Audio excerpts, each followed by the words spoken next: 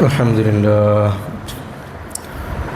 لله نحمده ونستعينه ونستغفره ونؤمن به ونتوكل عليه ونعوذ بالله من شرور أنفسنا ومن سيئات أعمالنا من يهده الله فلا مضل له ومن يضلله فلا هادي له وأشهد أن لا إله إلا الله وحده لا شريك له وأشهد أن سيدنا وحبيبنا محمدًا عبده ورسوله صلى الله على سيدنا محمد وعلى آله وأصحابه وبارك وسلم تسليما كثيرا أما بعد فأعوذ بالله من الشيطان الرجيم بسم الله الرحمن الرحيم أولئك الذين هدى الله فبهداه مقتده قل لا أسألكم عليه أجرا إن هو إلا ذكرى للعالمين رب اشرح لي صدري ويسر لي أمري واحلل عقدة من لساني يفقهوا قولي اللهم ألهمني رشدي وأعذني من شر نفسي ومن سيئات أعمالي സർവശക്തനായ അള്ളാഹുവിൻ്റെ വിധിവിലക്കുകൾ രഹസ്യവും പരസ്യവുമായ ജീവിതത്തിൽ സൂക്ഷിക്കണമെന്ന് ആദ്യമായി ഞാൻ എന്നെയും നിങ്ങൾ ഓരോരുത്തരെയും ഉണർത്തുന്നു. അള്ളാഹു സുബ്ഹാനഹു വ തആല നമ്മുടെ ജീവിതത്തിൽ എന്തെല്ലാം തെറ്റുകുറ്റങ്ങളും പാപങ്ങളും സംഭവിച്ചു പോയിട്ടുണ്ടോ അതെല്ലാം നമുക്ക് പുറത്ത് മാപ്പാക്കി തരുമാറാകട്ടെ. നമ്മുടെ ആയുസ്സിൽ എത്ര കാലം ബാക്കിയുണ്ടോ അത്രയും കാലം അള്ളാഹുവിനെ തഖ്വ ചെയ്ത് അള്ളാഹുവിനെ സൂക്ഷിച്ച് ജീവിക്കുവാനും ഈമാനോടുകൂടി ഈ ഭൂമിയിൽ നിന്ന് യാത്ര പോകാനുമുള്ള മഹാസൗഭാഗ്യം അള്ളാഹു നമുക്കും നമ്മുടെ വേണ്ടപ്പെട്ടവർക്കും നൽകി അനുഗ്രഹിക്കുമാറാകട്ടെ. രോഗികളായ വീടുകളിൽ ആശുപത്രികളിലൊക്കെ കഴിയുന്ന ആളുകൾ അള്ളാഹു അവർക്ക് ആജിലും മുസ്തമിറുമായ ശിഫ പ്രദാനം ചെയ്യുമാറാകട്ടെ. ദുആ കൊണ്ട് വസിയത്ത് ചെയ്ത ആളുകൾ അള്ളാഹു അവരുടെയും നമ്മളുടെയും ഒക്കെ ഹലാലായ ഉദ്ദേശങ്ങൾ പൂർത്തീകരിക്കുകയും പ്രയാസങ്ങൾ നീക്കിത്തരികയും ചെയ്യുമാറാകട്ടെ. ബഹുമാനമുള്ള മുഅ്മിനീങ്ങളെ, സത്യവിശ്വാസികളെ, പ്രസിദ്ധമായ ഇസ്ലാമിൻ്റെ പഞ്ചസ്തംഭങ്ങളിൽപ്പെട്ട ഹജ്ജ് കർമ്മം, അതിൻ്റെ അമലുകൾ നടന്നുകൊണ്ടിരിക്കുന്ന ദുൽഹിജ്ജ മാസത്തിലാണ് നമ്മൾ ഓരോരുത്തരും ഒരുമിച്ച് കൂടിയിരിക്കുന്നത്. അള്ളാഹു സുബ്ഹാനഹു വ തആല അവൻ്റെ അടിയാറുകൾക്ക് അള്ളാഹുവിലേക്ക് എത്തിച്ചേരുന്നതിന് വേണ്ടിയിട്ടും അള്ളാഹുമായി നല്ല ബന്ധം സ്ഥാപിക്കുന്നതിന് വേണ്ടിയിട്ടും അതിൽ കൂടി ഓരോ മനുഷ്യൻ്റെയും ഭൗതികവും പാരത്രികവുമായ ജീവിതം ഏറ്റവും നല്ല നിലയിലായിത്തീരുന്നതിന് വേണ്ടി ഒരുപാട് സംവിധാനങ്ങൾ ഒരുക്കി. അതിൻ്റെ ഭാഗമായിട്ടാണ് അള്ളാഹു ഇബാദത്തുകളെ അള്ളാഹു നമുക്ക് നൽകിയിട്ടുള്ളത്. എല്ലാ ഇബാദത്തുകൾ നമ്മൾ നോക്കിയാലും അതിലെല്ലാം തന്നെ അടിമൻ്റെ നന്മകളാണ് ലക്ഷ്യമാക്കിയിരിക്കുന്നത്. നമ്മളെല്ലാവരും ഇബാദത്ത് ചെയ്തതുകൊണ്ട് അള്ളാഹുവിന് എന്തെങ്കിലും ഗുണങ്ങളുണ്ടാകുവാൻ, അള്ളാഹുവിൻ്റെ അധികാര പരിധിയിൽ വിശാലത ഉണ്ടാകുവാൻ ഒന്നും തന്നെ അങ്ങനെ ഒരു സംവിധാനമില്ല. അള്ളാഹു എന്നെന്നും എപ്പോഴും ഏതവസ്ഥയിലാണോ അതേ അവസ്ഥയിൽ തുടരുന്നവനാണ്. പക്ഷെ അള്ളാഹു ഈ ഇബാദത്തുകളൊക്കെ നിയമമാക്കിയിരിക്കുന്നത്, സംവിധാനിച്ചിരിക്കുന്നത് അടിമ അവനും ഈ അള്ളാഹുമായിട്ടുള്ള ബന്ധം നന്നാക്കണം, അടിമയിൽ വളർച്ച ഉണ്ടാകണം, സമൂഹത്തിൽ മാറ്റങ്ങൾ ഉണ്ടാകണം, അതിൽ കൂടി ഭൗതികമായ നന്മ ഉണ്ടാകണം, അതിൽ കൂടി പാരത്രികമായ നന്മ ഉണ്ടാകണം. ഇത് നമുക്ക് എല്ലാ ഇബാദത്തുകളെ പരിശോധിച്ച് നോക്കിക്കഴിഞ്ഞാലും നമുക്ക് കാണാൻ വേണ്ടി സാധിക്കും. നമസ്കാരമായാലും സക്കാത്തായാലും നോമ്പായാലും ഒക്കെ അതിൻ്റെ ലക്ഷ്യങ്ങൾ പറയുന്ന കൂട്ടത്തിൽ നമുക്ക് പറയാൻ പറ്റാറുണ്ട്. ഇപ്പം റമദാനെ പറ്റി പറയുന്ന സന്ദർഭത്തിലൊക്കെ നമ്മൾ പറയും റമദാൻ ആത്മനിയന്ത്രണത്തിനുള്ളതാണ്. ഭക്ഷണവും വെള്ളമൊക്കെ ഉപേക്ഷിക്കുമ്പോൾ ഒരു മനുഷ്യന് തൻ്റെ അടിസ്ഥാന ആവശ്യങ്ങളെ നിയന്ത്രിക്കാൻ സാധിച്ചു കഴിഞ്ഞാൽ അവന് ഹറാമുകളിൽ നിന്ന് മാറി നിൽക്കാനുള്ള ഒരു കഴിവും ഒരു ശക്തിയും അവന് ലഭിക്കുന്നുണ്ട്. നിസ്കാരം ഇതുപോലെ തന്നെ കുറഞ്ഞ സമയം അവൻ്റെ ശരീരത്തിൻ്റെ അനാവശ്യമായ അടക്കങ്ങളും അനക്കങ്ങളും സംസാരങ്ങളും ഒക്കെ മാറ്റിവെച്ച് ഒരേ ദിശയിൽ ഒരേ ആളുകൾ തന്നെ ഒരുമിച്ച് കൂടി ഇരുന്നു കൊണ്ട് പ്രത്യേകമായ ചില വാക്കുകളൊക്കെ പറയുമ്പോൾ അവൻ്റെ ഹൃദയം ഏകീകരിക്കുന്നതിന് വേണ്ടിയിട്ടും അതിൽ കൂടി ഹൃദയത്തിനെ സംശുദ്ധീകരിക്കുന്നതിന് വേണ്ടിയിട്ടുള്ള കാരണമായി തീരാറുണ്ട്. ആ നിലയിൽ നമ്മൾ പരിശോധിച്ച് നോക്കിക്കഴിഞ്ഞാൽ പരിശുദ്ധമായ ഹജ്ജ് കർമ്മം ഒരുപാട് പാഠങ്ങളും ചിന്തകളും അധ്യാപനങ്ങളും നൽകുന്ന മഹത്തായ അമലാണ് പരിശുദ്ധമായ ഹജ്ജ് കർമ്മം.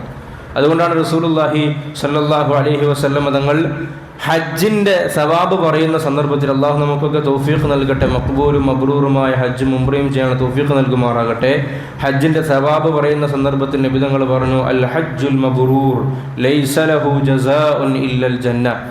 ഒരു കുറ്റമറ്റ രീതിയിലുള്ള ഹജ്ജിനെ സംബന്ധിച്ച് അതിനെന്ത് പുണ്യമാണ് ഞാൻ പറയേണ്ടത്? ലൈസ ലഹു ജസാഉൻ, അതിന് പ്രത്യേകം ഒരു പ്രതിഫലം പറയാനില്ല. ഇത്ര കൊട്ടാരമെന്ന്, അല്ലെങ്കിൽ ഇത്ര ഹൂർലിയങ്ങളെന്ന്, അല്ലെങ്കിൽ സ്വർഗത്തിൽ ഇത്ര ആനന്ദദായകമായ കാഴ്ചകളെന്ന് ഒരു പ്രത്യേക പരാമർശം നടത്താൻ ഹജ്ജിനെ സംബന്ധിച്ചിടത്തോളം മറ്റൊന്നുമില്ല. ഇല്ലൽ ജന്ന, സ്വർഗം അതിൻ്റെ എല്ലാ അനുഭൂതികളോടുകൂടി അത് അവന് ലഭിക്കുമെന്ന് ശഫീഉൽ വറ റസൂലുള്ളാഹി സ്വല്ലല്ലാഹു അലൈഹി വസല്ലം ഇബ്നുങ്ങൾ പറഞ്ഞു, അൽ ഹാജ് വൽ ഉമ്മാർ വഫ്ദുല്ലാഹ്, ഹാജിമാരും ഉംറ ചെയ്യുന്ന ആളുകളുമൊക്കെ അള്ളാഹുവിൻ്റെ സംഘങ്ങളാണ്. അവർ ഇറങ്ങി പുറപ്പെട്ടിരിക്കുന്നത് അള്ളാഹുവിനെ ലക്ഷ്യം വെച്ചുകൊണ്ടാണ്. അവർ ദുആ ചെയ്താൽ ആ ദുആഇന് ഉത്തരം നൽകുമെന്ന് റസൂലുള്ളാഹി സ്വല്ലല്ലാഹു അലൈഹി വസല്ലം. എന്താണ് സത്യത്തിൽ ഹജ്ജിൻ്റെ ആത്മാവ് എന്ന് പറയുന്നത്? എന്തിനാണ് അള്ളാഹു തആല ഇങ്ങനൊരു അമലിനെ നമുക്ക് നിഷ്കർഷിച്ചു തന്നിരിക്കുന്നത്? ഹജ്ജ് നമുക്കറിയാലോ, കഴിവും പ്രാപ്തിയുമുള്ള ആളുകൾ, ശാരീരികമായും സാമ്പത്തികമായിട്ടൊക്കെ കഴിവുള്ള ആളുകൾ, അവർ നമ്മുടെ നാടുകളിൽ നിന്നും യാത്ര ചെയ്യുന്നു. അവർ ചില പ്രത്യേക രീതിയിലുള്ള കാര്യങ്ങൾ ചെയ്യുന്നു. വസ്ത്രവിധാനത്തിൽ ചില പ്രത്യേക ഏർപ്പാടുകൾ ചെയ്യുന്നു. ചില പ്രത്യേക സ്ഥലങ്ങൾ സന്ദർശിക്കുന്നു. ഒരു 4-5 ദിവസത്തെ കർമ്മങ്ങൾ മാത്രമേ ഹജ്ജിന് പ്രത്യേകിച്ചുള്ളൂ. പിന്നെ ബാക്കിയുള്ള ഉംറയും അതുമായി ബന്ധപ്പെട്ട സിയാറത്തുകളൊക്കെ കൂടുമ്പോഴാണ് ദിവസങ്ങൾ നീളുന്നത്. ഹജ്ജിന് നമ്മൾ പരിശോധിച്ച് നോക്കിയാൽ ആകെ 4-5 ദിവസത്തെ അമലുകൾ മാത്രമേ ഹജ്ജിന് കാണാൻ വേണ്ടി സാധിക്കൂ.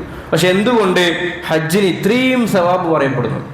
ഇത്രയും വലിയ മഹത്വം എന്തുകൊണ്ട് ഹജ്ജിന് പറയപ്പെടുന്നു? അള്ളാഹു നമുക്ക് നമ്മുടെ ഖൽബുകൾ അള്ളാഹു നമുക്ക് തുറന്നു തരുമാറാകട്ടെ. മഹത്തുക്കളായ നമ്മുടെ മഹാന്മാർ, നമ്മുടെ മുസന്നിഫീങ്ങൾ, നമ്മുടെ പണ്ഡിതന്മാരൊക്കെ ഹജ്ജിനെ വിചിന്തനം ചെയ്യാൻ ഒന്ന് പരിശ്രമിച്ചിട്ടുണ്ട്.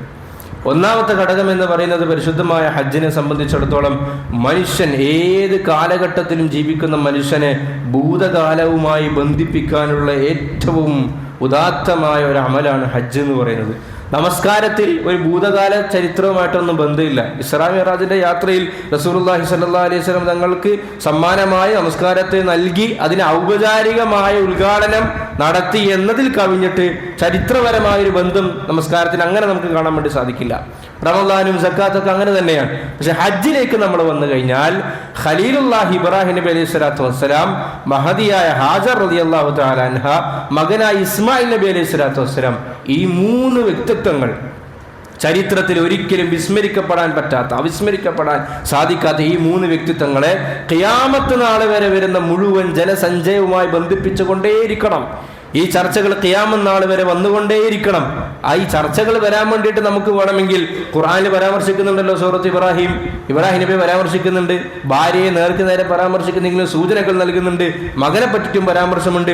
അങ്ങനെ പരാമർശിച്ചാലും വാളുകളിലും ഖുതുബകളിലും സദസ്സുകളിലും ഒക്കെ തീർച്ചയായും ഇബ്രാഹിം നബി അലൈഹി സ്വലാത്തു വസ്സലാം ചർച്ച ചെയ്യപ്പെടുക തന്നെ ചെയ്യും. അതിന് സംശയമൊന്നുമില്ല. ഇപ്പോൾ ഒറ്റ നബിമാരെ പറ്റി നമ്മൾ ചർച്ച ചെയ്യാറുണ്ടല്ലോ, അത് എങ്ങനെയാണ് നമ്മുടെ സംസാരങ്ങളിലും മറ്റുമാണ്. പക്ഷെ അള്ളാഹു തആല ഇബ്രാഹിം നബി അലൈഹി സ്വലാത്തു വസ്സലാമിന്റെ വിഷയത്തിൽ ഒരല്പം ജാഗ്രത അള്ളാഹു കാണിച്ചിട്ടുണ്ട്. ഇബ്രാഹിം നബി അങ്ങനെ ഒരു പ്രത്യേകം വാക്കുകളിൽ മാത്രം ചർച്ച ചെയ്യപ്പെട്ട് എഴുത്തുകളിൽ മാത്രം ഒതുങ്ങിക്കൂടേണ്ട ഒരു വ്യക്തിത്വമല്ല ഇബ്രാഹിം നബി അലൈഹി സ്വലാത്തു വസ്സലാം. പകരം ആ ഇബ്രാഹിം നബി അലൈഹി സ്വലാത്തു വസ്സലാം ചവിട്ടിയ ചവിട്ടടികൾ നിങ്ങളും ചവിട്ടണം.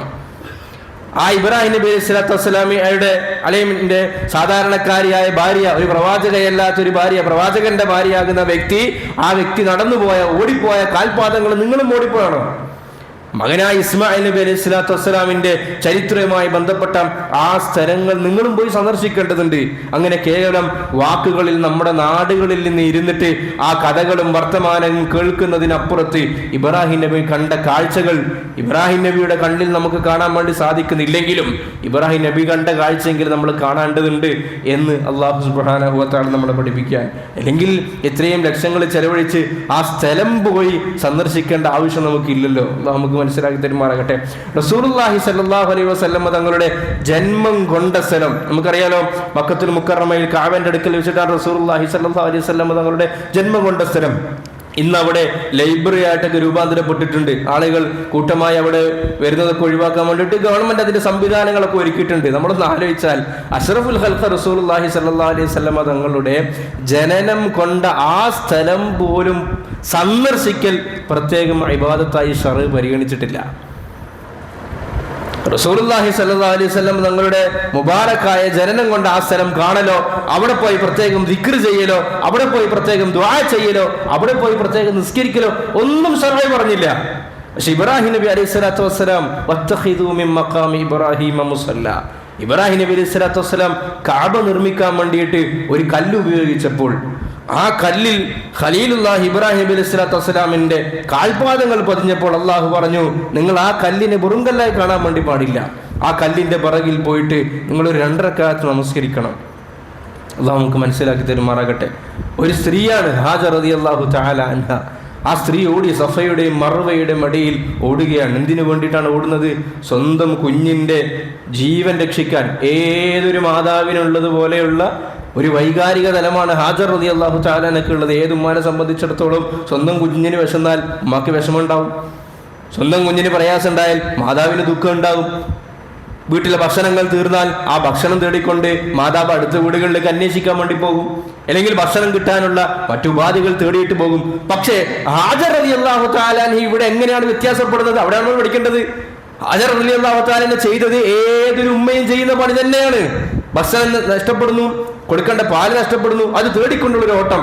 അത് തന്നെയാണ് ഹാജർ റളിയല്ലാഹു അൻഹ ചെയ്തത്. പക്ഷേ ഇതെല്ലാം ഉമ്മമാരും ചെയ്യും. പക്ഷെ ഹാജർ റളിയല്ലാഹു തആല അൻഹയെ ഇവിടെ വ്യതിരിക്തമാക്കുന്ന ഘടകം എന്താണെന്ന് ചോദിച്ചാൽ, ഹാജർ റളിയല്ലാഹു തആല അൻഹ തന്റെ പ്രിയതമനായ ഇബ്രാഹിം നബി അലൈഹി സ്വലാത്തു വസ്സലാം അള്ളാഹുവിന്റെ കൽപ്പന പൂർത്തീകരിക്കുന്നതിന് വേണ്ടി ഭാര്യയായ തന്നെയും മകനെയും ഒരു പ്രദേശത്ത് ഒഴിവാക്കിയിട്ട് പോകുമ്പോൾ ആ ഒരു ദൗത്യ നിർവഹണത്തിന്റെ ഭാഗവാക്കാകാൻ ഹാജർ റളിയല്ലാഹു തആല അൻഹ സന്നദ്ധത പ്രകടിപ്പിച്ചപ്പോഴാണ് അതൊരു അടയാളമായി മാറുന്നത്. ഇബ്രാഹിം നബി അലൈഹി സ്വലാത്തു വസ്സലാം ഇസ്മായിൽ നബിയും ഹാജർ റളിയല്ലാഹു അൻഹു ഉപേക്ഷിച്ച് ഇങ്ങനെ പോകുമ്പോൾ ഭാര്യ ചോദിക്കുന്നുണ്ടല്ലോ, നിങ്ങൾ എങ്ങോട്ടേക്കായി പോകുന്നത്?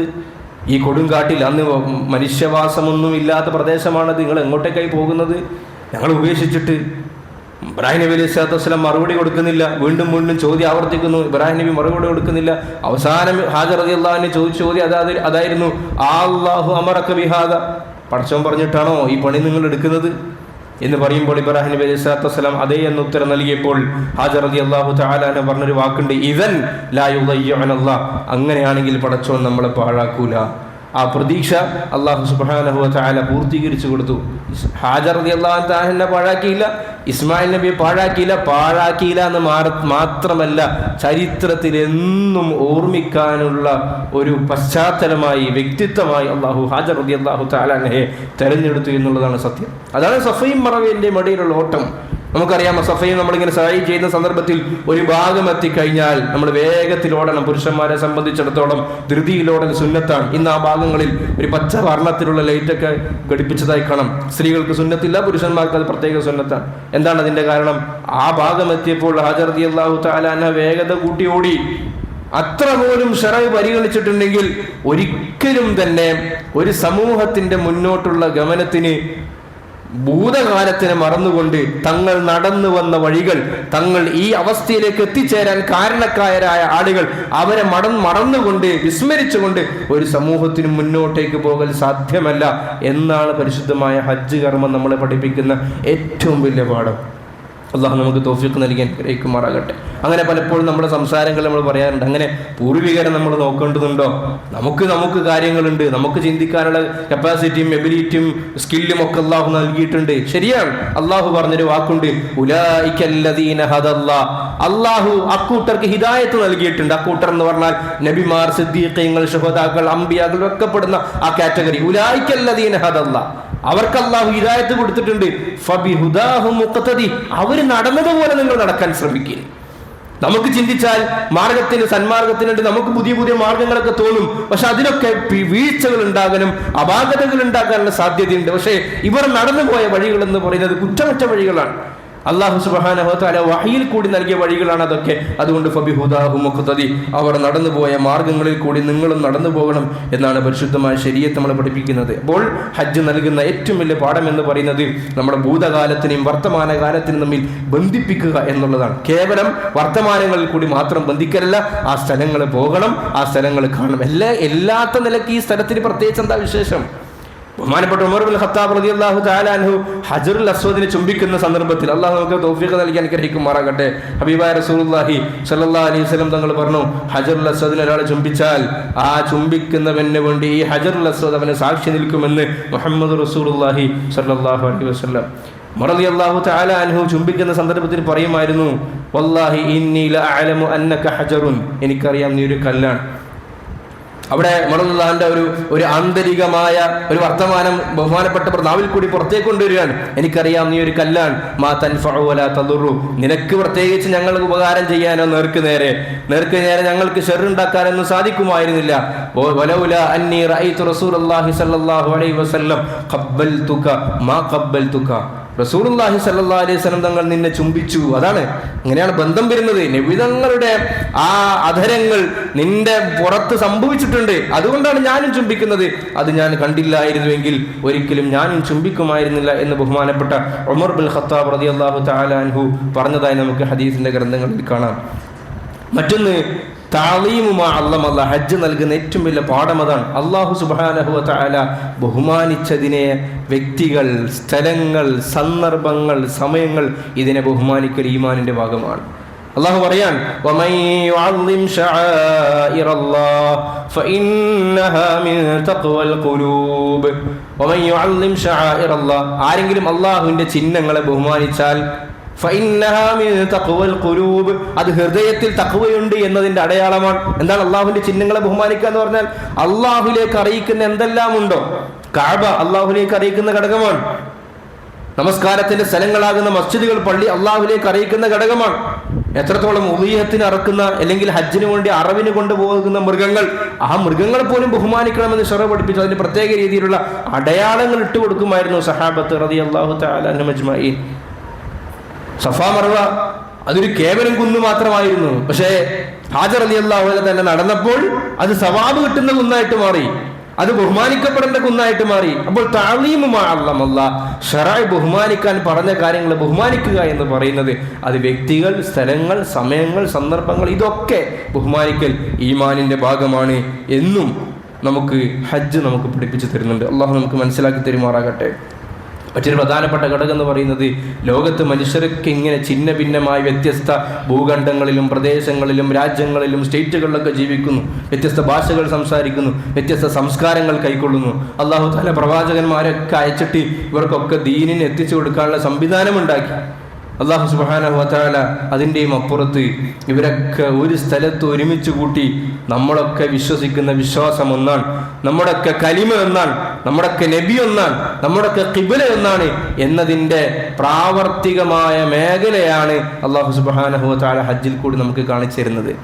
രാജ്യത്തിൻ്റെ പ്രധാനമന്ത്രി പോയാലും, ആ രാജ്യത്തിലെ ഏറ്റവും സാധാരണക്കാരനായ ഒരു പൗരൻ പോയാലും അയാൾക്കും രണ്ടു പേർക്കുമുള്ള ഡ്രസ്സ് ഒരേപോലെയാണ്. എന്തൊരു സുന്ദരമായ ആശയമാണ്. ഇവിടെ ജാതീയതയുടെയും നിറത്തിൻ്റെയും വർണ്ണത്തിൻ്റെ ഒക്കെ പേരിൽ പോരാടിക്കൊണ്ടിരിക്കുകയാണ്. അങ്ങനെ നിറത്തിന്റെ പേരിൽ വിവേചനം പാടില്ല എന്ന് ഒരു വിഭാഗം ആവശ്യപ്പെടുന്നു, അവര് തേങ്ങലടിക്കുന്നു. മറുവിഭാഗം അല്ല, അങ്ങനെ ജന്മം കൊണ്ട് ശുദ്ധി നേടിയ ആളുകളുണ്ട്, രക്തത്തിന്റെ അടിസ്ഥാനത്തിൽ സ്ഥാനക്കയറ്റമുള്ള ആളുകളുണ്ട് എന്ന് അവർ വാശി പിടിക്കുമ്പോൾ ഇസ്ലാം പഠിപ്പിക്കുന്നത്, റസൂലുള്ളാഹി സ്വല്ലല്ലാഹു അലൈഹി വസല്ലം പഠിപ്പിക്കുന്നത്, നിങ്ങൾ പോകുമ്പോൾ അത് പഠിപ്പിച്ചു, എല്ലാ കുല്ലുക്കും മിൻ ആദം വ ആദമു മിൻ തുറാബ്, എല്ലാവരും ആദം നബി അലൈഹി സ്വലാത്തു വസ്സലാമിന്റെ മക്കളാണ്. ഒരു മനുഷ്യന് അറബി ആയതുകൊണ്ടോ അനറബി ആയതുകൊണ്ടോ കറുത്തവനായതുകൊണ്ടോ വെളുത്തവനായതുകൊണ്ടോ പ്രത്യേകം പരിഗണനകൾ ഇല്ല ശറഇൽ. ഇല്ല ബി തഖ്വ, തഖ്വ ഉണ്ടെങ്കിൽ അള്ളാഹുവിന്റെ അടുക്കൽ പ്രത്യേക സ്ഥാനമുണ്ട്. ഇത് ഞാൻ നേരത്തെ പറഞ്ഞതുപോലെ ഇത് ക്ലാസ്സുകളിൽ പറയുകയും ഖുതുബകളിൽ ഒച്ചപ്പാടും ബഹളുണ്ടാക്കി പറയുകയും ചെയ്യുന്നത് മാത്രമല്ല, അതിന് പ്രാവർത്തികമായി അള്ളാഹു ലോകത്തിന് മുമ്പിൽ കാണിച്ചു കൊടുക്കുകയാണ്. എല്ലാവരും പോയി അവിടെ നിൽക്കണം. എല്ലാവരും ഇഹ്റാമിന്റെ തുണി കെട്ടിയിട്ടാണ് പോകുന്നത്.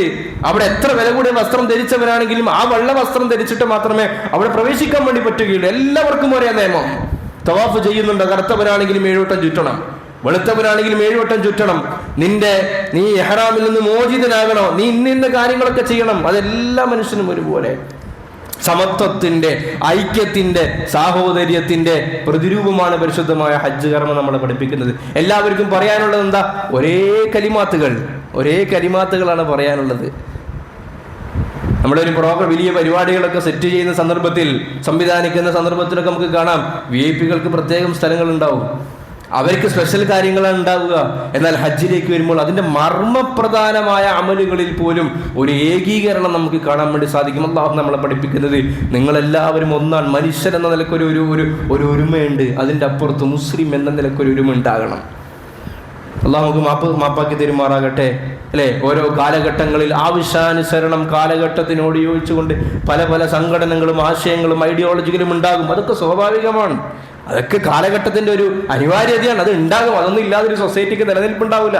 പക്ഷേ ആ സംഘടനകളെയും പ്രത്യശാസ്ത്രങ്ങളെയും ആദർശങ്ങളെയും ഒക്കെ അതിൻ്റെ ഒരു പരിധിയിൽ നിർത്തിക്കൊണ്ട് മുസ്ലിം ഉമ്മത്ത് എന്ന നിലക്ക് നമുക്ക് ഐക്യപ്പെടാൻ സാധിക്കുന്നില്ലെങ്കിൽ നമ്മൾ ഹജ്ജിന് തക്ബീർ അടിക്കുമ്പോൾ ആ തക്ബീർ വിളിയിൽ കാപട്യമുണ്ടോ എന്ന് നമ്മളൊന്ന് ചിന്തിക്കേണ്ടതുണ്ട്.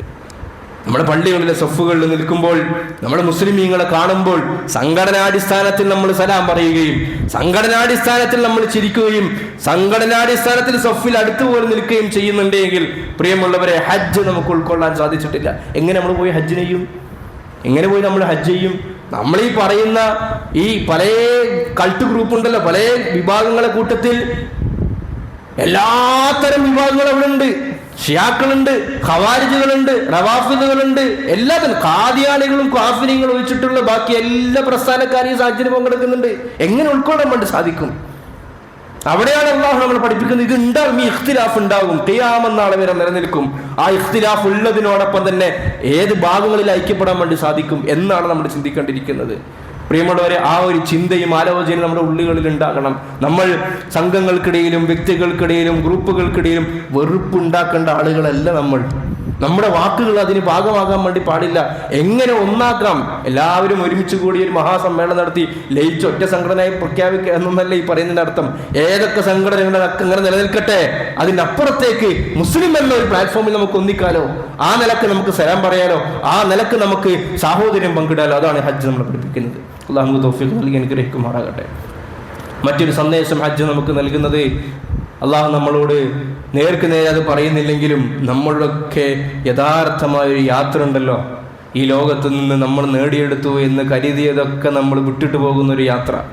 നമ്മൾ എന്തൊക്കെയോ നേടണമെന്ന് ആഗ്രഹിച്ച് നമ്മൾ രാവും പകലും വ്യഗ്രതപ്പെട്ട് നമ്മുടെ ജീവിതത്തിനെ നാമാവശേഷമാക്കിയ നമ്മുടെ ജീവിതത്തിൻ്റെ പശ്ചാത്തലങ്ങൾ, അതിനൊക്കെ വിട്ടിട്ട് പോകുന്നൊരു യഥാർത്ഥമായൊരു യാത്രയുണ്ട്. മരണം, അൽ മൗത്ത് ലൈസ മിൻഹുൽ ഫൗത്ത്, ഒരിക്കലും നമുക്ക് ഒഴിച്ചുകൂടാൻ പറ്റാത്ത യാഥാർത്ഥ്യം, എല്ലാ ആളുകളെയും പിടികൂടുന്ന യാഥാർത്ഥ്യം.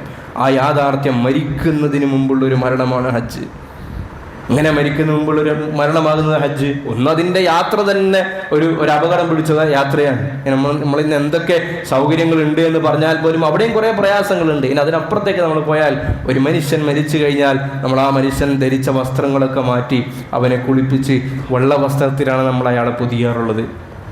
മറ്റു നിറങ്ങളിലുള്ള വസ്ത്രങ്ങളോ മറ്റു വസ്ത്രങ്ങളൊന്നും നമ്മൾ ഉപയോഗിക്കാറില്ല. വെള്ള വസ്ത്രത്തിലാണ് അയാളെ പൊതിയാറുള്ളത്, കഫൻ ചെയ്യാറുള്ളത്. ഇതുപോലെ ഇഹ്റാം എന്ന് പറയുന്ന പവിത്രമായ അമൽ നമ്മൾ പ്രത്യേകമായ സ്ഥലങ്ങൾ നിശ്ചയിച്ച് മീഖാത്ത് എന്നാണ് അതിന് പറയുക.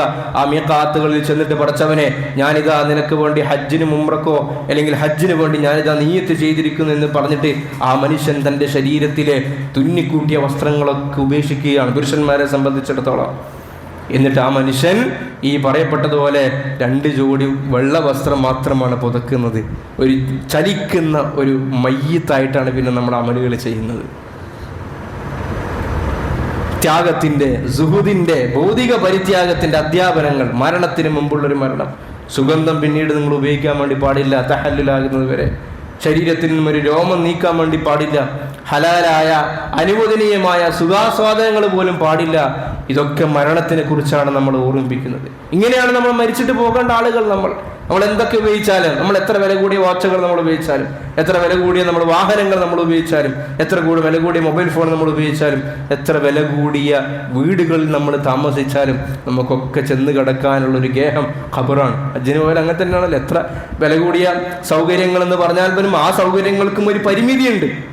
ഇതുപോലെയാണ് മരണം എന്ന ആ നഗ്നമായ സത്യം, അതിലേക്കുള്ള ഓർമ്മ കൂടിയാണ് പരിശുദ്ധമായ ഹജ്ജ് കർമ്മം.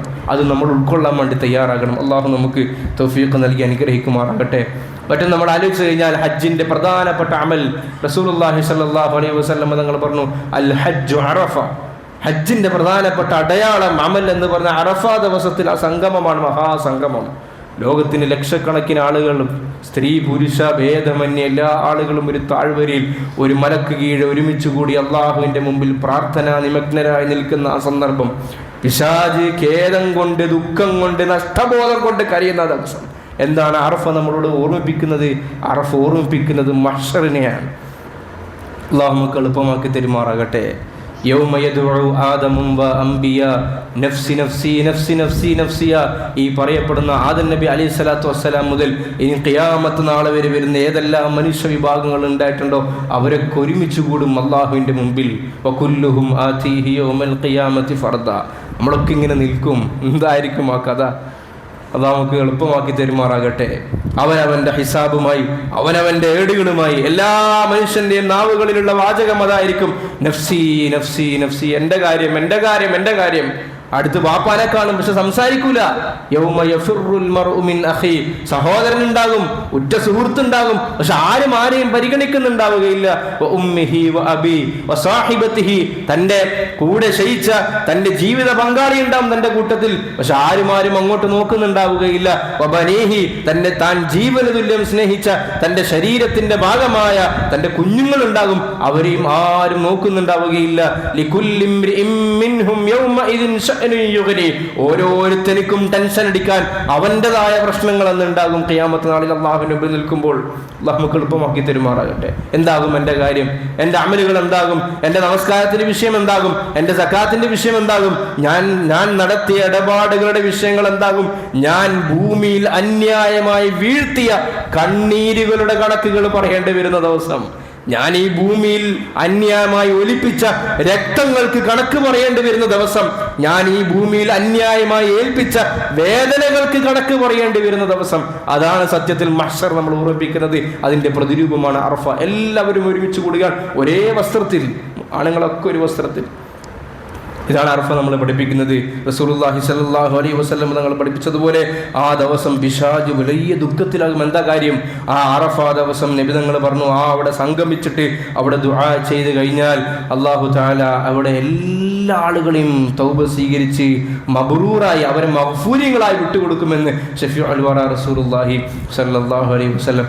അവിടെ നമ്മളൊരു കാര്യം ആലോചിക്കേണ്ടതുണ്ട്. ദുൽഹിജ്ജ 9 ഹാജിമാർ ആ നിൽക്കുന്ന ആ സമയത്ത് മാത്രമേ ആ സവാബുള്ളൂ. ഈ ദുൽഹിജ്ജ 9 കഴിഞ്ഞിട്ട് ദുൽഹിജ്ജ 8-നോ ദുൽഹിജ്ജ 10-നോ 11-നോ 12-നോ 13-നോ പോയാൽ പോലും അറഫയ്ക്ക് ഈ സവാബ് കിട്ടുവാൻ വേണ്ടി പോകുന്നില്ല. അപ്പോൾ ഞാൻ ആദ്യം പറഞ്ഞു വെച്ച ഒരു ആമുഖമുണ്ടല്ലോ, ചില സ്ഥലങ്ങൾക്ക് പ്രത്യേകത, ചില സമയങ്ങൾക്ക് പ്രത്യേകത. അറഫ എന്ന സ്ഥലത്തിനുള്ള പ്രത്യേകത സംഭവിക്കുന്നത് ആ ദിവസത്തിലാണ്. നമുക്ക് മനസ്സിലാക്കി തരുമാറാകട്ടെ. ഇങ്ങനെ ഒരുപാട് ചിന്തകളും അധ്യാപനങ്ങളും നമ്മുടെ മുമ്പിൽ നൽകുന്നതാണ് ഹജ്ജ്. മറ്റൊന്നെന്താണ്? ഹജ്ജ് നമ്മളെ പഠിപ്പിക്കുന്നത് ക്ഷമയാണ്, സഹജീവികളോടുള്ള പരിഗണനയും അവരുടെ വേദനകളൊപ്പരുമാണ്. ഹജ്ജ് എന്ന് പറഞ്ഞാൽ ഒറ്റക്ക് പോയിട്ട് ചെയ്യാൻ വേണ്ടി പറ്റൂല. ലക്ഷക്കണക്കിന് ആളുകൾക്കിടയിൽ തിക്കും തിരക്കും ഒച്ചപ്പാടും ബഹളവും ഒക്കെ ഉണ്ടാവും. വിശപ്പുണ്ടാവും, ദാഹം ഉണ്ടാവും, പട്ടിണി ഉണ്ടാവും, ചില ഭക്ഷണം കിട്ടൂല, പ്രയാസങ്ങളുണ്ടാവും, രോഗം ഉണ്ടാവും. ഇതിൻ്റെ ഒക്കെ ഇടയിൽ പോയി അള്ളാഹു നമുക്ക് കിട്ടുകയും ചെയ്യണം. അള്ളാഹുവിന്റെ തൃപ്തി നമുക്ക് നേടുകയും ചെയ്യണം. അള്ളാഹു നമുക്ക് നൽകുമാറാകട്ടെ. ആ തൃപ്തി നേടാൻ വേണ്ടി പോകുമ്പോൾ ഈ മനുഷ്യരാകുന്ന നമ്മുടെ കൂട്ടത്തിലുള്ള ആളുകളെ പരിഗണിക്കുക എന്നും കൂടിയുള്ള പ്രധാനപ്പെട്ട കർമ്മമാണ് റസൂലുള്ളാഹി സ്വല്ലല്ലാഹു അലൈഹി വസല്ലം തങ്ങൾ ഹജ്ജിൽ കൂടി നമ്മളെ പഠിപ്പിച്ചത്. നബി തങ്ങളോട് ചോദിക്കപ്പെട്ടല്ലോ, എന്താണ് ഹജ്ജുൽ മബ്റൂർ? നമ്മൾ ഈ ഹദീസിലൊക്കെ പറയും പോലെ മബ്റൂറായ ഹജ്ജിന് സ്വർഗം സവാബാണെന്ന് പറഞ്ഞപ്പോൾ എന്താണ് ഈ മബ്റൂറായ ഹജ്ജ് എന്ന് പറഞ്ഞാൽ? നബി തങ്ങൾ പറഞ്ഞു, ഇത്ആമു തആം, നിന്റെ കൂട്ടത്തിലുള്ള ആളുകൾക്ക് നീ ഭക്ഷണം കൊടുക്കലാണ്. അതുപോലെ സലാം വ്യാപിപ്പിക്കലാണ്, മറ്റുള്ളവർക്ക് വേണ്ടിയുള്ള കാര്യങ്ങൾ പരിഗണിക്കലാണ്. ഇതാണ് മബ്റൂറായ ഹജ്ജ് എന്ന് ശഫീഉൽ വറ റസൂലുള്ളാഹി സ്വല്ലല്ലാഹു അലൈഹി വസല്ലം. നമുക്ക് അള്ളാഹുവിനെ കണ്ടെത്തണം, അള്ളാഹുലേക്ക് നമ്മൾ എത്തിച്ചേരേണ്ടതുണ്ട്. അള്ളാഹുലേക്ക് നമുക്ക് എത്തിച്ചേരേണ്ടത് ഈ സമൂഹത്തിന്റെ ഇടയിൽ കൂടി നമ്മൾ യാത്ര ചെയ്തുകൊണ്ടാണ്. പറ്റും, വേണമെങ്കിൽ ഒറ്റക്കൊക്കെ പോയി ഏതെങ്കിലും മലഞ്ചെരുവുകളിൽ ഒറ്റക്ക് ജീവിച്ചിട്ടൊക്കെ പോകാം. അനുവാദം ഉണ്ടോ എന്ന് വെച്ചാൽ അനുവാദമുണ്ട്. പക്ഷെ നബി തങ്ങൾ പറഞ്ഞത് അൽ മുഅ്മിനുല്ലദീ യുഖാലിതുൻ നാസ വയസ്ബിറു അലാ അദാഹും, ഒരു മനുഷ്യൻ ജനങ്ങൾക്കിടയിൽ ജീവിക്കുമ്പോൾ ഒരുപാട് കാര്യങ്ങൾ കേൾക്കേണ്ടി വരും. മനസ്സിനെ വിഷമിപ്പിക്കുന്ന കുറ്റപ്പെടുത്തലുകളും ഒറ്റപ്പെടുത്തലുകളും ഒക്കെ നമ്മൾ കേൾക്കേണ്ടി വരും. വിഷമങ്ങളും പ്രയാസങ്ങളും ഉണ്ടാകും.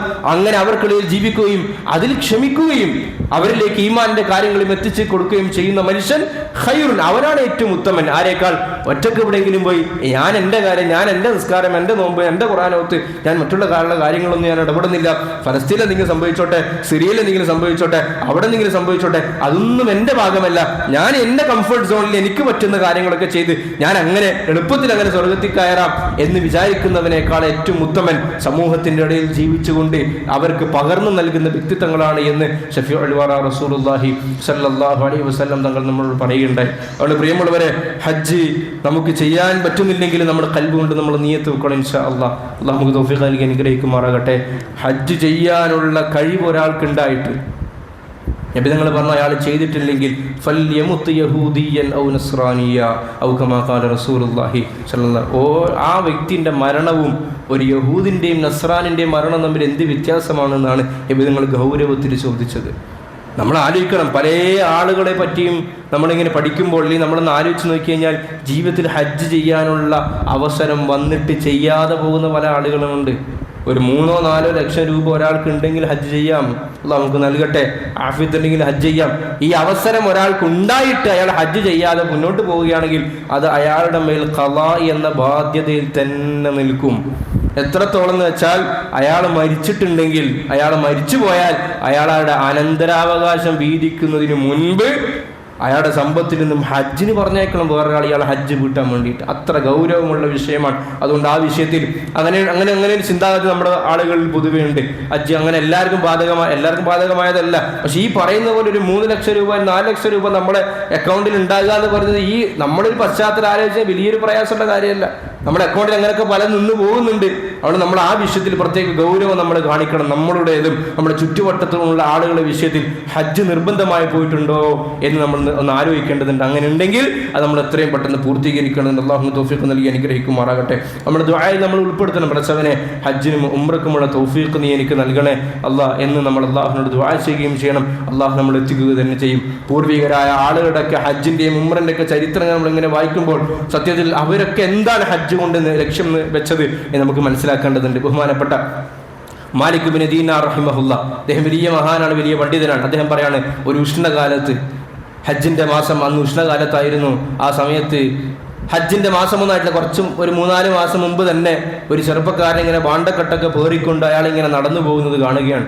മാലിക് ബിൻ ദീനാർ റളിയല്ലാഹു തആല അൻഹു ഈ വ്യക്തിയോട് ചോദിച്ചു, നിങ്ങൾ എങ്ങോട്ടേക്കാണ് ഈ യാത്ര ഇപ്പോൾ പോകുന്നത്? അയാൾ പറഞ്ഞു, ഞാൻ ഹജ്ജിന് പോവുകയാണ്. പറഞ്ഞു, ഹജ്ജിന് ഇപ്പോഴേ പുറപ്പെടേണ്ട ആവശ്യമുണ്ടോ? ശവ്വാൽ മാസത്തിൻ്റെ അവസാനത്തിലൊക്കെ ആകുമ്പോൾ നിങ്ങൾ അല്ലെങ്കിൽ ദുൽഖഅദൊക്കെ കഴിഞ്ഞ് പുറപ്പെട്ടാൽ പോരെ, ഇപ്പോഴേ പുറപ്പെടേണ്ട ആവശ്യം എന്താണ്? അപ്പോൾ അയാൾ പറഞ്ഞു, ഞാൻ നടന്നിട്ടാണ് പോകുന്നത്, ഞാൻ വാഹനപ്പുറത്തല്ല പോകുന്നത്, ഓരോ സ്ഥലത്തും താമസിക്കേണ്ടി വരും, എൻ്റെ കയ്യിൽ വാഹനമില്ല എന്നൊക്കെ പറഞ്ഞപ്പോൾ മാലിക് ബിൻ ദീനാർ റളിയല്ലാഹു അൻഹു പറഞ്ഞു, നിങ്ങൾ എങ്ങനെ നടന്നിട്ട് പോകും ഈ ഉഷ്ണത്ത്, ഈ പ്രയാസത്തിൽ? നമ്മുടെ കാലത്തുള്ളത് പോലത്തെ ഒരു സാഹചര്യങ്ങളൊന്നല്ല അന്ന്. മാലിക് ബിൻ ദീനാർ റളിയല്ലാഹു അൻഹു പറഞ്ഞൊരു കാര്യം ചെയ്യും, ഞാൻ എൻ്റെ കുതിരയെ നിങ്ങൾക്ക് ഉപയോഗിക്കാൻ വേണ്ടി വാടകയ്ക്ക് തരാമെന്ന് പറഞ്ഞു. ആ കുതിരപ്പുറത്ത് നിങ്ങൾ ഹജ്ജിന് പോകുമെന്ന് പറഞ്ഞപ്പോൾ ആ ചെറുപ്പക്കാരൻ പറഞ്ഞു, മാലിക് ബിൻ ദീനാർ, ഞാൻ നിങ്ങളെക്കുറിച്ച് വലിയ ബുദ്ധിമാനാണെന്നാണ് വിചാരിച്ചത്, നിങ്ങൾ വലിയ അറിവും കഴിവുമൊക്കെ ഉള്ള വ്യക്തിത്വമാണെന്നാണ് വിചാരിച്ചത്. എന്താ കാര്യം? ഞാൻ എൻ്റെ അല്ലാഹുവിൻ്റെ മുമ്പിൽ എന്നെ സമർപ്പിച്ച് എൻ്റെ പാപങ്ങൾ പുറത്ത് അള്ളാഹു എന്നെ സ്വീകരിക്കാൻ വേണ്ടിയിട്ടാണ് ഞാൻ ഈ യാത്ര പോകുന്നത്. ഞാൻ അള്ളാഹുവിൻ്റെ മുമ്പിൽ അടിമയാകുന്ന ഞാൻ രാജാവിൻ്റെ മുമ്പിൽ പോയി നിൽക്കേണ്ടത് ഒരു കുതിരപ്പുറത്ത് രാജാവിനെ പോലെയാണ് ഞാൻ പോകേണ്ടത്. മാലിക് ബിൻ ദീനാർ, ഒരു കുതിരപ്പുറത്താണ് ഞാൻ പോകേണ്ടത്. ഞാൻ അടിമയല്ലേ? ഞാൻ അള്ളാഹുവിന് മുമ്പിൽ എൻ്റെ കുറ്റങ്ങൾ ഏറ്റുപറഞ്ഞ് ആ ഒരു മഗ്ഫിറത്ത് നേടാൻ വേണ്ടിയിട്ടല്ലേ പോകുന്നത്? ഇല്ല മാലിക് ബിൻ ദീനാർ, എനിക്ക് വാഹനപ്പുറത്ത് പോകാൻ സാധ്യമല്ല, ഞാൻ നടന്നുകൊണ്ടാണ് പോകാൻ ആഗ്രഹിക്കുന്നത്. എന്തിന്? എൻ്റെ പാപങ്ങൾ മാപ്പാക്കപ്പെടണം, അള്ളാഹുവിന് എന്നോട് കരുണ തോന്നണം. മാലിക് ബിൻ ദീനാർ റളിയല്ലാഹു അൻഹു അയാളോടൊന്നും പറഞ്ഞില്ല. കാരണം അയാളുടെ ചിന്തകൾ നമ്മൾ ചിന്തിച്ചതിൻ്റെ ഒക്കെ എത്രയോ അപ്പുറത്താണ്. അള്ളാഹു നമുക്ക് മനസ്സിലാക്കി തരുമാറാകട്ടെ. മാലിക് ബിൻ ദീനാർ റളിയല്ലാഹു തആല അൻഹു പറയാണ്, അതേ വർഷം അദ്ദേഹത്തിനും ഹജ്ജ് ചെയ്യാനുള്ള തൗഫീഖ് ലഭിച്ചു. ഹജ്ജിൻ്റെ അമലുകളൊക്കെ നടന്നുകൊണ്ടിരിക്കുന്ന സന്ദർഭത്തിൽ തവാഫ് നടന്നുകൊണ്ടിരിക്കുകയാണ്. തവാഫിൻ്റെ ഇടയിൽ കഅബൻ്റെ ഒരു പരിസരത്ത് ഒരാൾക്കൂട്ടം രൂപപ്പെട്ടതായി അദ്ദേഹം ശ്രദ്ധയിൽപ്പെട്ടു. ഒരു തവാഫിൻ്റെ ഇടയിൽ തവാഫിൻ്റെ പുറത്ത് ഒരു സംഘം ആളുകൾ ഇങ്ങനെ ഒരുമിച്ച് കൂടിയിട്ടുണ്ട്. കൗതുകത്തിൻ്റെ പുറത്ത് മാലിക് ബിൻ ദീനാർ റളിയല്ലാഹു അൻഹു പോവുകയാണ്. ദൂരത്ത് നിന്ന് കാണുന്ന കാഴ്ച, ഒരു ചെറുപ്പക്കാരൻ്റെ കരച്ചിൽ കേൾക്കുന്നുണ്ട്. ആ ചെറുപ്പക്കാരൻ്റെ കരച്ചിലിന് ചുറ്റും മറ്റു വിഭാഗം ആളുകളുടെ കരച്ചിൽ കേൾക്കാനിടയായി. മാലിക് ബിൻ ദീനാർ റളിയല്ലാഹു തആല അൻഹു ആ മനുഷ്യനെ കൊള്ളെ നടന്നു പോയി നോക്കുമ്പോൾ കാണുന്ന കാഴ്ച മാസങ്ങൾക്ക് മുമ്പ് നടന്നിട്ട് ഹജ്ജിന് പുറപ്പെട്ട ആ ചെറുപ്പക്കാരനാണ്. മാലിക് ബിൻ ദീനാർ റളിയല്ലാഹു അൻഹു വലിയ വലിയ ഗദ്ഗതത്തോടുകൂടി ആ മനുഷ്യനെ വീക്ഷിക്കുമ്പോൾ ആ മനുഷ്യൻ കരഞ്ഞുകൊണ്ട് അള്ളാഹുവിനോട് ദുആ ചെയ്യാണ്, പടച്ചവനെ, ആളുകളൊക്കെ അവരുടെ സമ്പത്തും സൗകര്യങ്ങളൊക്കെ ഉപയോഗിച്ച് നിന്റെ അടുക്കലേക്ക് വന്നു, നിന്നെ കാണാൻ വേണ്ടി വന്നു, നിന്റെ മുമ്പിൽ അമലുകൾ ചെയ്തു, അവർ നിന്റെ തൃപ്തിക്ക് വേണ്ടിയിട്ട് അവർ ബലിമൃഗങ്ങൾ അറക്കാൻ വേണ്ടി പോകുന്ന അമലുകളിൽ നടക്കാൻ വേണ്ടി പോവാണ്. പടച്ചവനെ, എൻ്റെ കയ്യിൽ നിന്റെ മുമ്പിൽ സമർപ്പിക്കാൻ ഉളുഹി അറക്കാനുള്ള സാമ്പത്തിക ശേഷി എനിക്കില്ല പടച്ചവനെ, എനിക്ക് നിനക്ക് നൽകാൻ വേണ്ടി എൻ്റെ കയ്യിൽ ഒന്നുമില്ല പടച്ചവനെ, നീ എന്നെ സ്വീകരിച്ചാലും പടച്ചവനെ, നീ ആ ഉളുഹിയക്ക് പകരം നീ എന്നെ അങ്ങോട്ടേക്ക് സ്വീകരിച്ചാലും പടച്ചവനെ എന്ന് കരഞ്ഞുകൊണ്ട് ആ തവാഫിന്റെ മത്താഫിൽ ആ മനുഷ്യൻ മരണപ്പെട്ടു എന്ന് താരീഖിന്റെ ഗ്രന്ഥങ്ങളിൽ കാണാം. ഒരു പക്ഷെ നമ്മളിതൊക്കെ പറയുമ്പോൾ ഇതൊരു അത്ഭുതത്തിന്റെ പുറത്തേക്ക് നമ്മൾ ചിന്തിച്ചു പോയേക്കാം. പക്ഷേ പ്രിയമുള്ളവരെ, അതാണ് ഈമാൻ എന്ന് പറയുന്നത്. അതാണ് ഈമാൻ. നമ്മുടെ ഉള്ളിൽ ആ ഈമാൻ ഇങ്ങനെ കടന്നു വരുമ്പോൾ അത് കുഴപ്പമില്ല, അത് തൽക്കാലം ഇങ്ങനെ ചെയ്യാം, അങ്ങനെ നമ്മൾ അഡ്ജസ്റ്റ്മെന്റ് ആക്കി പോകുമ്പോഴാണ് നമുക്ക് ഒരു ആത്മീയമായ പരിവേഷം നമുക്ക് ലഭിക്കാത്തത്. പ്രിയമുള്ളവരെ, ഈ മഹത്തുക്കൾ അതാണ് ഉലൈകല്ലദീന ഹദല്ലാഹ്, അവർക്കാണ് അല്ലാഹു ഹിദായത്ത് കൊടുത്തത്. ഫബിഹുദാഹും മുഖ്തദി, ആ നടന്ന വഴികളിൽ ഒന്ന് നടക്കാൻ ശ്രമിക്കിൻ. അവർ നടക്കുമ്പോൾ ഉണ്ടായ ഹൃദയത്തിന്റെ കരുത്ത് ഒരുപക്ഷെ നമുക്ക് ഉണ്ടായിക്കൊള്ളണമെന്നില്ല, പക്ഷെ ആ നടന്ന വഴികളിൽ കൂടിയെങ്കിലും നടക്കുമ്പോൾ ഒരുപക്ഷെ അല്ലാഹു സുബ്ഹാനഹു വ തആല നമ്മോട് കരുണ കാണിച്ചേക്കാം. അല്ലാഹു നമുക്ക് കരുണ കാണിക്കുമാറാകട്ടെ.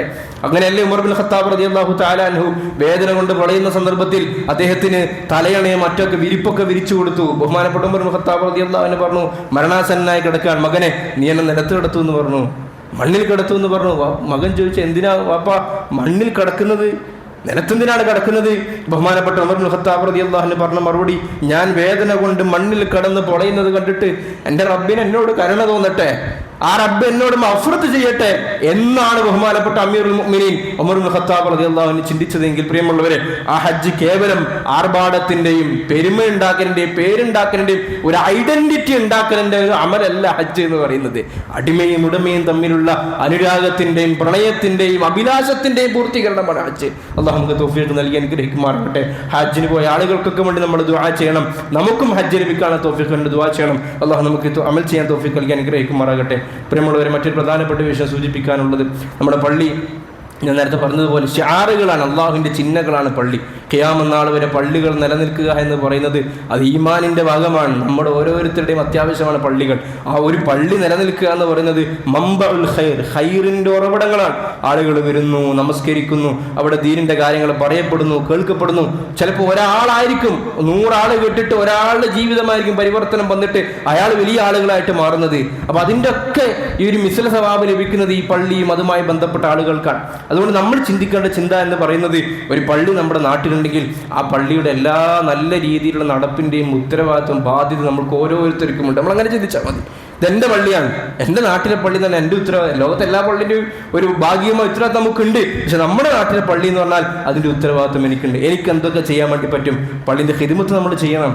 പള്ളി വൃത്തിയാക്കൽ പള്ളിൻ്റെ ശമ്പളം കൊടുത്ത് ഏൽപ്പിച്ച ആളുകൾക്ക് മാത്രം അങ്ങനെ ഉത്തരവാദിത്തപ്പെട്ട കാര്യമൊന്നുമല്ല. അതൊരു സൗകര്യത്തിന് വേണ്ടി ചെയ്തു എന്ന് മാത്രം. ഞാൻ ചിന്തിക്കേണ്ട എന്താണ്, എൻ്റെ നാട്ടിലെ പള്ളി, അവിടെ എനിക്ക് എന്താ ചെയ്യാൻ വേണ്ടി പറ്റുക? ഏത് ദിവസമാണ് എനിക്ക് ക്ലീനിങ്ങിന് വേണ്ടി പറ്റുക? എനിക്ക് 3 ആൺമക്കളുണ്ട്, ആ 3 ആൺമക്കളും കൂടി എപ്പോഴാണ് ഖിദ്മത്തിന് പറ്റുക? തന്നാൽ കൊണ്ട് പറ്റുന്നത് നമ്മൾ ചെയ്യണം. ഇനി ഈ പറഞ്ഞ പോലെ എല്ലാവർക്കും അങ്ങനെ ഈ വസ്ത്രമൊക്കെ മാറി വന്ന് ഖിദ്മത്ത് ചെയ്യാനുള്ള അവസരം ഉണ്ടായിക്കൊള്ളണമെന്നില്ല. അതിനേക്കാളൊക്കെ നമുക്ക് ചെയ്യാൻ പറ്റുന്ന കാര്യമാണ് പള്ളിയുടെ നടത്തിപ്പ്. നമുക്കറിയാലോ, നമ്മുടെ വർത്തമാന കാലഘട്ടത്തിൽ ഒരു ഭീമമായ സംഖ്യ നമുക്കൊരു പള്ളിയെ നടത്തിപ്പിന് വേണ്ടിയിട്ടുണ്ട്. കറണ്ട് ചാർജ്, വെള്ളത്തിൻ്റെ ചാർജ്, അവിടെ ജോലി ചെയ്യുന്ന ആളുകൾക്ക് വേണ്ടിയിട്ടുള്ള ശമ്പളങ്ങൾ, മെയിൻ്റെനൻസ് വർക്ക്. ഒരു പള്ളി ആവശ്യത്തിന് ഉണ്ടാക്കി ഉദ്ഘാടനം ചെയ്യാൻ എളുപ്പമാണ്, പക്ഷെ അത് മെയിൻറ്റെയിൻ ചെയ്ത് കൊണ്ടുപോകുക എന്ന് പറയുന്നത് വലിയ ഒരു ശ്രമകരമായ കാര്യം തന്നെയാണ്. അതുകൊണ്ട് ഓരോ മുഅ്മിനീങ്ങളും നമ്മൾ നിയത്ത് ചെയ്യേണ്ട കാര്യം, എൻ്റെ പള്ളിക്ക് വേണ്ടി, ആ എൻ്റെ പള്ളി തന്നെ ആകണം. നമ്മുടെ പള്ളിയല്ല, എൻ്റെ പള്ളിയാണ്. എൻ്റെ പള്ളി എന്ന് പറയുമ്പോൾ കുറച്ചും കൂടി ഒരടുപ്പം നമുക്ക് ഫീൽ ചെയ്യും. എൻ്റെ പള്ളിക്ക് വേണ്ടുന്ന കാര്യങ്ങൾ ഞാൻ ചെയ്യും ഇൻഷാ അല്ലാഹ് എന്നൊരു ഏറ്റെടുക്കൽ നമ്മൾ നടത്തണം. ഒരു വർഷം ഏകദേശം 4 ലക്ഷത്തോളം രൂപയാണ് നമ്മുടെ പള്ളിയുടെ മെയിൻ്റെനൻസിനും ചെലവിനും ഒറ്റൊക്കെ വേണ്ടി നമുക്ക് വേണ്ടി വരുന്നത്. വലിയ സോഴ്സുകൾ നമ്മുടെ പള്ളിക്ക് വേണ്ടിയില്ല. ആളുകളുടെയൊക്കെ നിങ്ങളെ പോലെയുള്ള ആളുകളുടെ സംഭാവനകളും ഹദിയകളും ഒക്കെ കൊണ്ടാണ് പള്ളി മുന്നോട്ട് പോകുന്നത്. നമ്മളതൊന്നും കൂടി നമ്മുടെ ആ കാര്യത്തിൽ ഒരു ഊർജ്ജവും ആവേശവും നമ്മൾ കാണിക്കേണ്ടതുണ്ട്. പ്രത്യേകിച്ചും നമ്മൾ പരസ്യമായ കലക്ഷൻ നടത്തുന്നത് റമളാനിലും 2 പെരുന്നാൾ ദിവസങ്ങളിലുമാണ്. നാളെ ഇൻഷാ അല്ലാഹ് അള്ളാഹുവിൻ്റെ തൗഫീഖോടുകൂടി നമ്മളൊക്കെ പെരുന്നാൾ ആഘോഷിക്കുകയാണ്. നമ്മൾ നാളെ നിസ്കാരത്തിന് വേണ്ടി പങ്കെടുക്കും. നാളെ വരുന്ന സന്ദർഭത്തിൽ ഇൻഷാ അല്ലാഹ് അള്ളാഹുവിൻ്റെ പള്ളിക്ക് വേണ്ടി, അള്ളാഹുവിൻ്റെ ദീനിൻ്റെ ഖിദ്മത്തിന് വേണ്ടിയിട്ടുള്ള ഭാഗങ്ങളാണ് ഇതൊക്കെ. അതിനുവേണ്ടി നല്ലൊരു സംഭാവന നമ്മളൊക്കെ ചെയ്യേണ്ട ആളുകളുണ്ട്. അതിന് പറ്റുന്ന ആളുകളുണ്ടെങ്കിൽ നമ്മൾ ഏറ്റെടുക്കുക. നമ്മുടെ പള്ളിയിൽ ഉത്തരവാദിത്തപ്പെട്ട ആളുകളുമായിട്ടൊക്കെ സംസാരിച്ചിട്ട് ഒരു 2 മാസത്തെ കറണ്ട് ബില്ല് നിങ്ങൾ ഏറ്റെടുക്കും. അങ്ങനെ പറ്റുന്നുണ്ടെങ്കിൽ അതിന് ഒരു 6 മാസത്തെ പറ്റും, അത് ഏറ്റെടുക്കും. വെള്ളത്തിൻ്റെ പറ്റും, അങ്ങനെ ഏറ്റെടുക്കും. അങ്ങനെ നിങ്ങളെ കൊണ്ട് എന്താണ് പറ്റുന്നത് അത് ഏറ്റെടുക്കും. ഇൻഷാ അല്ലാഹ് അതിൻ്റെ സവാബ് ആഖിറത്തിൽ കിട്ടുന്നു മാത്രമല്ല, ദുനിയാവിൽ തന്നെ അതിൻ്റെ റിസൾട്ട് നമുക്ക് കിട്ടും. നമ്മൾ ഇൻഷുറൻസ് നമ്മളൊക്കെ എടുക്കാറുണ്ട്. ഇൻഷുറൻസ് ചില നിർബന്ധിതമായി എടുക്കാറുണ്ട്, ചില ആളുകൾ ഈ പറഞ്ഞ ശരീരത്തിന്റെ നിയമത്തിനൊക്കെ മറികടന്നിട്ട് എടുക്കാറുണ്ട്. എന്താ സാധനം, ഒരു പേടി നമ്മളെല്ലാവരുടെ ഉള്ളിലുണ്ട്. എന്തിനാ ഇൻഷൂർ ചെയ്യുന്നത്? സത്യത്തിൽ ഇൻഷുറൻസ് നമ്മുടെ ഭയത്തിന് ചൂഷണം ചെയ്തിട്ട് കൊണ്ടിട്ടുള്ള ലോകത്തിലെ വലിയ ഒരു സ്കാമാണ് ഇൻഷുറൻസ് എന്ന് പറയുന്നത്. നമ്മൾ ഭയമാണ്, എന്തെങ്കിലും സംഭവിച്ചാൽ എന്ത് കിട്ടും, എന്തെങ്കിലും അപകടം ഉണ്ടായാൽ എങ്ങനെ ചികിത്സിക്കും, എൻ്റെ കമ്പനിക്ക് പെട്ടെന്നൊരു അപകടം ഉണ്ടായാൽ അല്ലാഹു എല്ലാവർക്കും ആഫിയത്ത് നൽകുമാറാകട്ടെ, എന്ത് ചെയ്യും? ഈ ഭയത്തിനെയാണ് അവർ ചൂഷണം ചെയ്യുന്നത്. നിങ്ങൾ മാസത്തിൽ അടക്ക്, എന്തെങ്കിലും ഉണ്ടായാൽ നമ്മൾ തരാം. പ്രിയമുള്ളവരെ, ശരിക്കും ഇൻഷുറൻസ് എന്ന് പറഞ്ഞാൽ സ്വതക്കയാണ്. കാരണം ഇവിടെ നിങ്ങൾ ഇൻഷുറൻസിന്റെ കമ്പനി ആരാന്ന് വെച്ചാൽ അതിന്റെ അതോറിറ്റിയും അതിന്റെ സ്ഥാപനങ്ങളും ഏതെങ്കിലും നമ്മൾ നാട്ടിലെങ്കിലും ലൊട്ടിലൊടുക്ക് കമ്പനികളല്ല. ഇതിന്റെ ഉപയോക്താവ്, ഇതിന്റെ പ്രൊഡ്യൂസർ എന്നത് റബ്ബുമായിട്ടാണ് ഇതിന്റെ കരാർ. അള്ളാഹുവിന്റെ ഹദീസ്, നബി തങ്ങൾ പഠിപ്പിച്ച ഹദീസാണ്, നിങ്ങൾ സദഖ ചെയ്യും, നിങ്ങളുടെ ഇടപാടുകൾ ഞാൻ സംരക്ഷിക്കാം. സ്ഥാപനങ്ങൾക്ക് ഇൻഷുറൻസ് വേണോ? നിങ്ങൾ സ്ഥാപനങ്ങളുടെ കിട്ടുന്ന ലാഭത്തിൽ നിങ്ങൾ സദഖ ചെയ്യും, സ്ഥാപനങ്ങൾ ഇൻഷാ അല്ലാഹ് സംരക്ഷിക്കപ്പെടും. വീടുകൾക്ക് ഇൻഷുറൻസ് വേണോ? നിങ്ങൾ അതിനുവേണ്ടി നിങ്ങൾ സദഖകൾ ചെയ്യും. നിങ്ങൾക്ക് ഹെൽത്ത് ഇൻഷുറൻസ് വേണോ? നിങ്ങൾ അതിനുവേണ്ടി സദഖകൾ ചെയ്യും. അപ്പൊ നമ്മൾ സത്യത്തിൽ നമുക്ക് കിട്ടുന്ന പണം അള്ളാഹുവിന്റെ മാർഗത്തിൽ നമ്മൾ കൊടുക്കുമ്പോൾ ഇത് പടച്ചോൻ കാണുന്നുണ്ടല്ലോ. അള്ളാഹു അതിന് എൻ്റെ അടിമ അവന്റെ കഴിവും അവന്റെ പരിശ്രമം കൊണ്ട് കിട്ടിയ പണം എൻ്റെ മാർഗത്തിൽ ചെലവഴിക്കുന്നു, അള്ളാഹു നമുക്ക് തിരിച്ചു തരുമല്ലോ. അതാണ് അള്ളാഹു പറഞ്ഞത്, വല്ലാഹു യുദാഇഫു ലിമൻ യശാ. 1 രൂപക്ക് മിനിമം അള്ളാഹുവിന്റെ അക്കൗണ്ടിൽ നമുക്ക് തരുന്നത് 700 രൂപയാണ്. മിനിമം 1 രൂപക്ക്. അതിന്റെ അപ്പുറത്തേക്ക് നീയത്തനുസരിച്ച് കൂടിക്കൊണ്ടേ പോകും. അതുകൊണ്ട് എപ്പോഴും സമ്പത്ത് ഉണ്ടാക്കുക, സമ്പത്ത് ഞാൻ തന്നെ ഉപയോഗിക്കുക, ഞാനുമായി ബന്ധപ്പെട്ട ആളുകൾ ഉപയോഗിക്കുക എന്നതിന്റെ അപ്പുറത്തേക്ക് നമ്മുടെ ചിന്തകൾ ഒന്നുകൂടി ഉയരേണ്ടതുണ്ട്. അള്ളാഹുവിന്റെ ദീനിനെ കൊണ്ട് ഉപയോഗിക്കപ്പെടേണ്ടതുണ്ട്, വിശേഷ മസ്ജിദുകൾ കൊണ്ട് ഉപയോഗിക്കപ്പെടേണ്ടതുണ്ട്. അള്ളാഹു സുബ്ഹാനഹു വ തആല നമ്മുടെ ഖുലൂബുകൾ നന്നാക്കി തരുമാറാകട്ടെ. നമ്മുടെ അമൽ